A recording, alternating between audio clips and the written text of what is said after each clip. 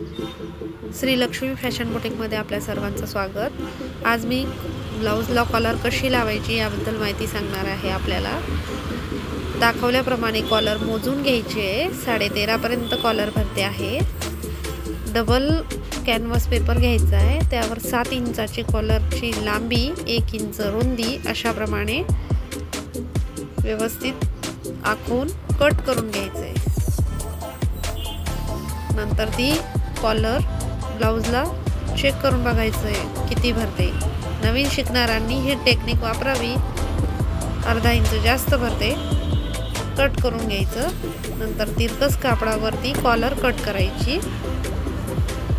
नेटचं कापड व्यवस्थित तिरकस कापड कट करून घ्यायचं।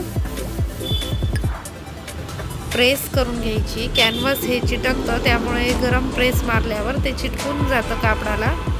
नंतर दाखवल्याप्रमाणे शिलाई मारायची। एका साईडने सगळं 3 कापड ठेवलेत ते शिवून घ्यायचे, एका साईडने ओपन ठेवायचं। नंतर ते असं दाखवल्याप्रमाणे उलटवून घ्यायचं, पलटवून घ्यायचं, सरळ करून घ्यायचं तो भाग आणि उलट्या साईडने कॉलर लावायची आहे।